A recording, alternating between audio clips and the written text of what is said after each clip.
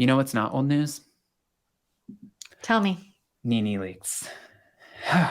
Oh, Nene. Nene will never be old news, in my opinion. She will never be old news, but I don't know if you saw this. Her son, Bryson, okay, he was arrested for possession of fentanyl, and then he ended up giving the wrong name to the police. He gave his brother's name.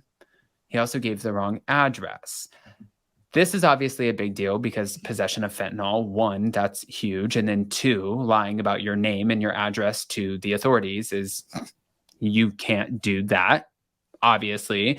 And then out of all names, you're choosing your brother's name? Like, out of all people, I was shocked. I was actually talking to a friend earlier because I was talking about the stories that we are going to be doing. And she said, oh my God, one time when I was in college, my sister got arrested and she used my name. And I'm like, people don't just do that, right? And then now fans are slamming Nene because she was just seen on a shopping trip where she bought a new Versace purse. And people are like, really, Nene? Your son was arrested for possession of fentanyl and you're shopping? I'm like, hell yeah, she is. She's not the one who was arrested. Why is she not allowed to shop? Yeah, no, I mean, her son is how old? Is he like over 18 by now? Yes. Yeah. For sure, over So 18. yeah, so I think that Nene, I'm not a mother. I don't know, but like, yes, if your kid is in trouble, that's going to definitely take a toll on you. And maybe she just needed some retail therapy. I don't know, like she's going through a tough time. Everything that she, had to go through with Greg a few years ago and now her son, like, I don't know, just let her deal with this. I'm sure there are things going on behind the scenes that we don't know about. This is really, really, really not good. It's not a good look for Nene's son. But at the end of the day, Nene's not responsible. Nene does not need to be blamed for her son's actions at this point. Well, and he's 32, by the way.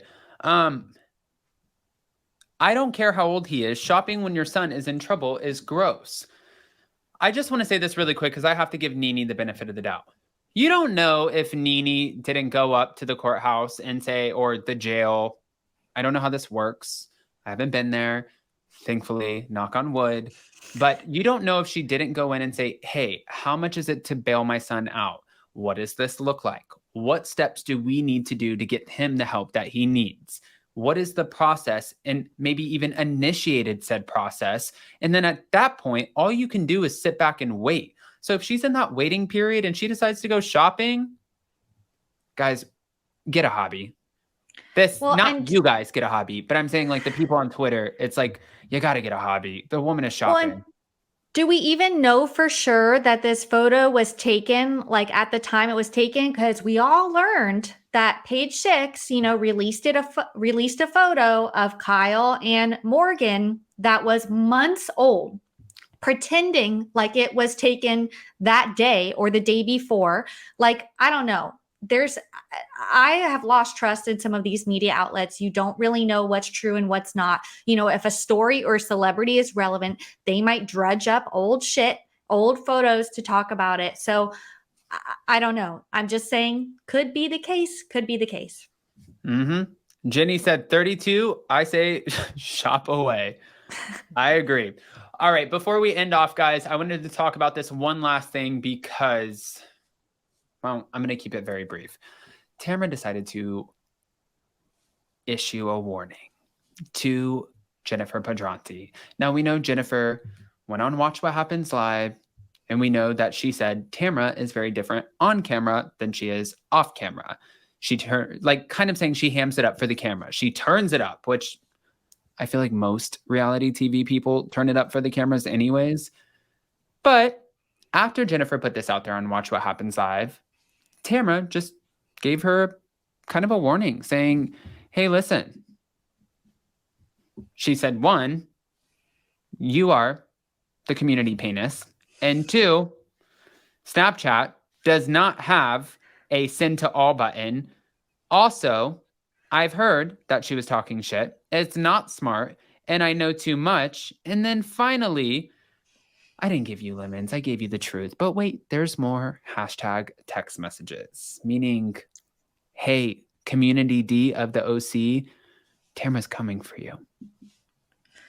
Oof. Yeah, it's the Ed Hardy community penis that did it for me. Like, Yeah. honestly, kind of iconic. I don't know, but Tamra brought Jen onto the show as a friend, and then it seems like immediately turned on her and kind of had this, to use a term we all know very well, arsenal of receipts of, shit that she's going to bring up about her. It's kind of like she had this plan all along. I've said it in my OC recaps, like, again, not to use the term again, but calculated. Like, I think that I agree with Jen and I agree with you too.